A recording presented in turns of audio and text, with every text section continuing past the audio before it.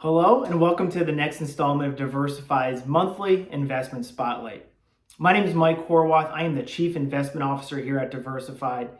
This month I want to get together and I want to discuss what's happening in bond markets. We've had a lot of discussions with investors regarding the quote unquote volatility in bonds, and I think it's multi-factored. So I thought it'd be helpful to really walk through what those factors are and really take it back to the building blocks of what bonds are, why we use them, and what we've seen this year, along with tying together what we expect moving forward. So let's start at the basics. What are bonds? So first, stocks represent ownership in a company, right? If you buy the stock of Walmart, you have technical ownership in the company. If you buy bonds issued by Walmart, you are in essence lending them money. Bonds are equivalent to debt. Now it's debt that can come from a company, it can come from a government, right? It can come from the US federal government, a local municipality, a foreign sovereign country, a foreign corporation, anything along those lines. But in essence, bonds are debt, stock is ownership. So when you look at the structure of a corporate hierarchy, you see that stocks are at the very bottom and senior debt is the very top. What that means is in the event of a company having to liquidate, having to go into bankruptcy and liquidate all of their assets and pay back creditors, bonds get paid back before owners. Owners are the last of the totem pole to get paid back. Debt, depending on if it's senior, if it's subordinated, get paid back first. So it's higher in the capital structure, meaning that it's safer, right? And it's debt and is not ownership. So when you issue fixed income, issue bonds from a corporation, from a government entity, what the plan typically is, right? Not always the case, but what typically is the case is there's a face amount, the amount that will be paid back at some future date. And typically there are periodic what are called coupon payments, what are interest payments. They're typically semi-annually, so twice a year. Sometimes there are bonds that don't pay any coupons, right? You just buy it at a discounted value. So if you think about some government savings bonds, you may pay half the value, and then at some future date, it'll be worth twice the amount that you paid for it. That's something that's called a zero coupon bond. But in essence, really what's happening is you are lending money, and so at some future date, you are going to receive back a principal value, and along the way, you'll typically receive interest payments. So why do we use bonds, right? What is their place in a portfolio? So we just talked about the capital structure. The important part about bonds is they are safer than stocks. They're just higher in the capital structure. They're less volatile. There's less risk associated with them. In return, you're not going to get as high of performance from them. The return over the long term is expected to be lower than stocks. Less risk, less return. But as investors, the nice part is you can use fixed income as an income stream, as a more stable piece of your portfolio, because as we know, stocks can ebb and flow from some larger drawdowns during volatile times, but can also perform very well over the long term, right? It's this risk and return characteristic that both stocks and bonds have to work through. So bonds provide an income stream. They also provide diversification from stocks. What does that mean? Typically, when stocks are getting very volatile, typically when stocks fall, what happens is there's a flight to safety. Right? There's people selling stocks, buying bonds, buying more stable assets. What we've seen over time, and is proven time and time again, is that some of the most volatile times in markets, right? I have a chart on the screen that'll show 2002, 2008, 2018, when we saw global markets really pull back. What you see are bonds either are flat or even positive, right? We're just using a general US bond index. So it has this property of diversification. We call it's less correlated or uncorrelated, meaning when equity markets are up and down, it doesn't typically move lockstep with equity markets. So you get a combination of an income stream, stability. Typically the return is going to be in excess of cash. I think we get that question sometimes, why wouldn't I just put it in cash? Well, in theory, bonds will have a little bit more risk than cash. So you will be compensated over the long term, it's just not to the extent of equities. So you have this diversification property, income, and also a little bit of return over time.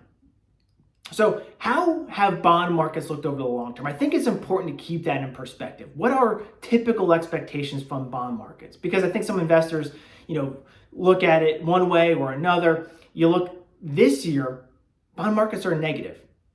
Right, we already know stock markets are down, depending on the time we're looking at this and talking about it, somewhere in the low teens, around, say, call it negative 10% on a year-to-date basis. You see bond markets are down closer to that 3 to 5-ish range, depending on the type of bond we're speaking about. Some carry more risk, some carry less risk, right? Credit risk is an important part of this thing. So higher yielding bonds are bonds of less creditworthy issuers. So they'll have a little bit more risk, higher return, but also higher volatility. But when we just take a step back and say, what do we look at in the bond market over the long term for returns? Over the last 10 years, you would expect low to mid single digit returns, right? That's been pretty typical over the last 10 years, right? The more high risk investments, higher yield, will have higher returns over the long term. You just have to be able to withstand a little bit more volatility within that space and a little bit less diversification property. High yield bonds tend to be more correlated with stocks than, say, US government bonds, which are much less correlated, much less tied to equity markets. So what we've seen over 10 years, somewhere in that 3 to 5% range. Obviously, you can't always predict future returns, certainly over the last 10 years, over the last 20 or even 30. We always have to be forward looking, but it's important to keep that perspective of a long-term investment. So what's happened in terms of recent volatility? I hear a lot of different excuses as to why this is the case, and a lot of people want to put it on one thing or another. The reality is it's kind of twofold. Starting in November of last year, the Federal Reserve had really started to change their tone about fighting inflation. So we spoke in our last video about the Fed's role in markets and capital markets and what they need to do. So what their dual mandate says is they need to maintain low stable prices, so low positive inflation, along with a low full employment. So they want low unemployment. So right now we have a 3.8% unemployment rate, very strong, but inflation is just very frustrating in the Fed's eyes. It's one thing from a supply chain issue. We have excess demand pent up. We now have energy issues. There's just been a combination of factors that have persistently kept inflation high. Their expectation is that inflation stays a little bit higher than they expected through the year.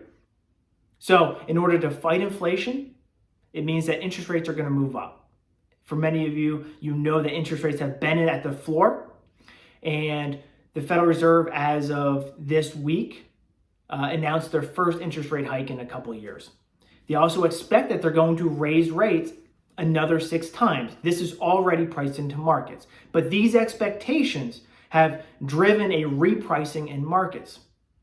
As rates rise, the value of existing bonds drops. So there's been this sharp repricing in markets. On top of that, the Russia-Ukraine crisis has caused a flight to safety.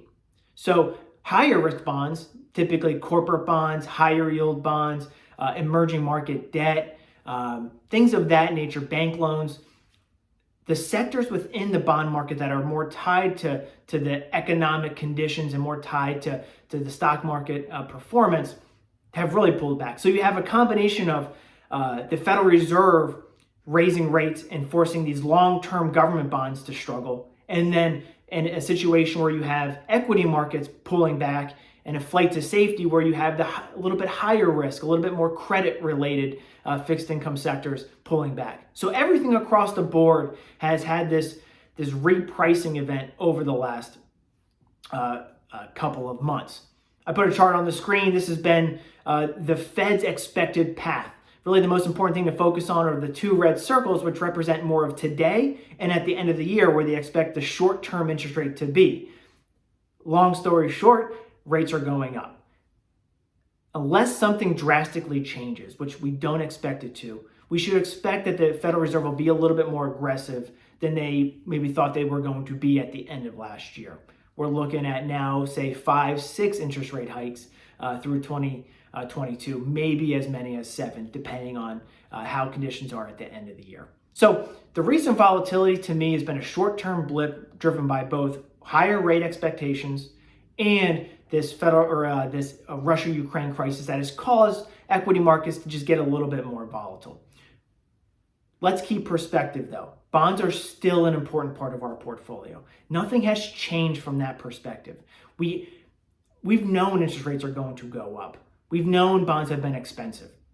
What we've had to do is keep a diversified portfolio, find areas of the market that are cheaper than others, find areas of the bond market that are less sensitive to interest rate hikes, and give it time, right? The bond market will still provide us some stability from equity market volatility. We just have to keep in perspective that it's not only been equity market volatility, we've had the Federal Reserve becoming very, very active and changing course on being very accommodative to more restrictive.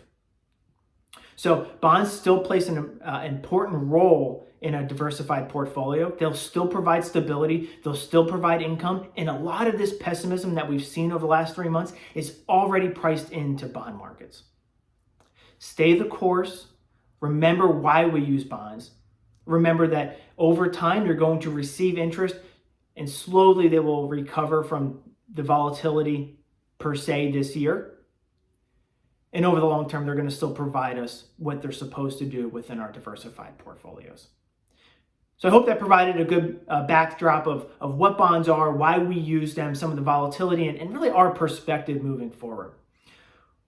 Just so you know, we're going to have a quarterly webinar coming up here in early April. That's just going to recap the first quarter. I'll have a post coming out as well on a new blog about really what's going on from a quarterly market perspective. As always, thank you for the trust you put in our team. Don't hesitate to reach out if you have any questions or concerns. But as always, they said, thank you for the trust you put in our team. Stay wealthy, stay healthy, stay happy. From all of us here at Diversified, take care.